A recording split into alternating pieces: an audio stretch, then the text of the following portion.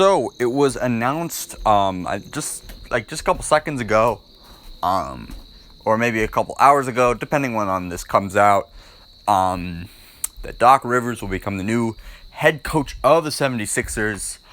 I mean, there were signs that he was kind of, going to be hired for the job.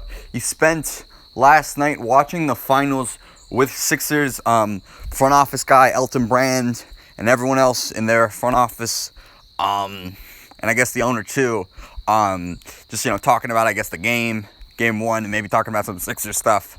But yeah, it kind of seemed like it was heading that way, where Doc Rivers was going to become the new head coach of the 76ers. This really seemed like it was quick. Doc Rivers was fired just a couple days ago, and he was hired quick. It really did seem like they were going to go with Ty Lue. Maybe Ty Lue goes to the Clippers.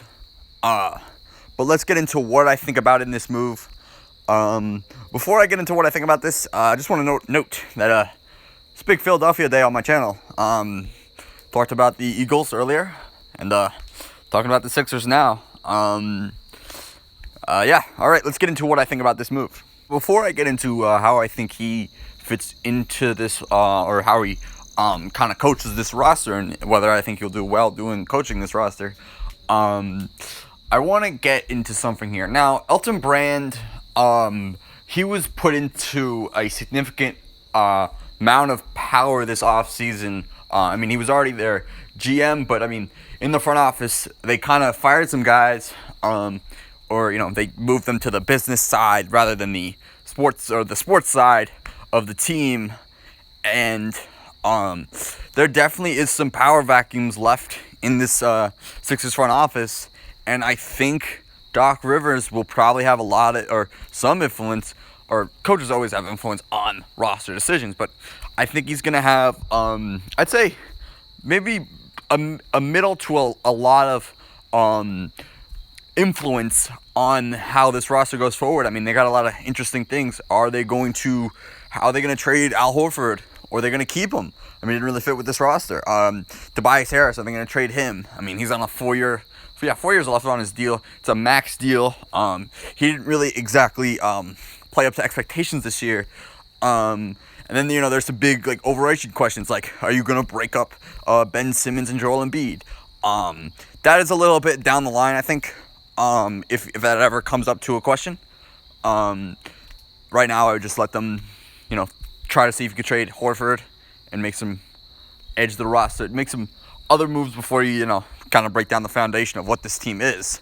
Because it is Ben Simmons and Joel Embiid's team. Now let's get into, from a fundamental standpoint. Now, I went over it in my last video, but Doc's coach teams typically don't solve their chemistry issues. We've seen that happen with the Lob City Clippers. Towards the end, there was a little bit of beef between Blake Griffin and Chris Paul, or there was more of a beef between Chris Paul and management, and that's why he kind of left / got traded. Some of that is due to the fact that Clippers got a really good offer, but some of that is due to the fact that there was a little bit of a feud. There was a little bit of a feud between the Clippers and Chris Paul, and the Sixers didn't really have the best chemistry this year. Tobias Harris even admitted it on First Take.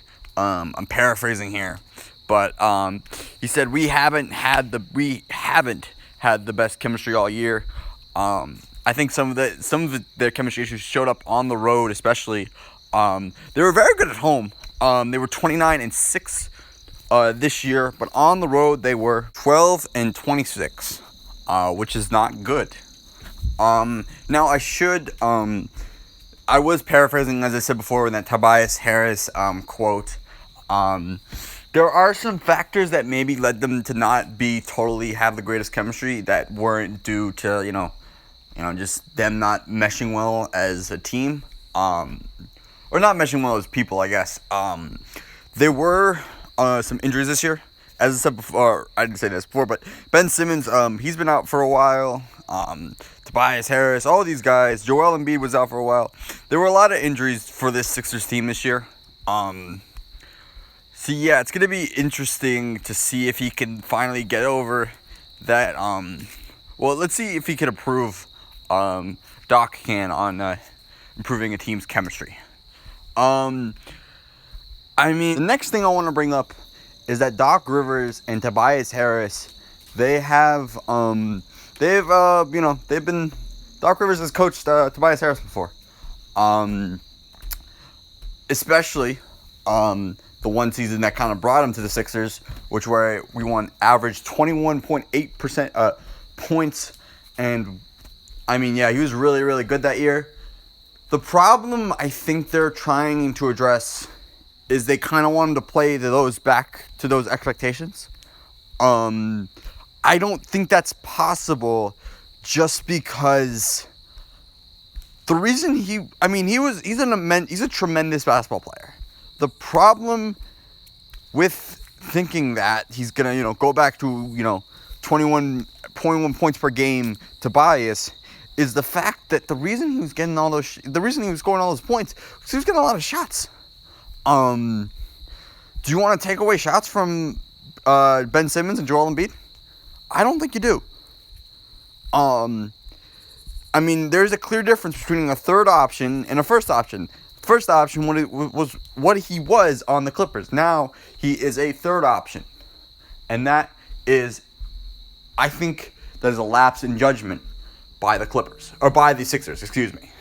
I kind of want to end on this final point. The Sixers are not going to do well without three-point shooting. That's their big need. It doesn't matter who the coach is. This team needs more three-point shooting. The spacing on this team was horrible. And that was, probably the reason I would say they were bounced out in the first round. Just the way they were in 4 games. Also, some of that has to do with Daniel Theis's defense against Joel Embiid and all that stuff. The Celtics did an amazing job this year. But, yeah. That's really kind of where I want to end this up. Like and subscribe. Actually, no, let me give my prediction of what I think is going to happen. I do think Doc...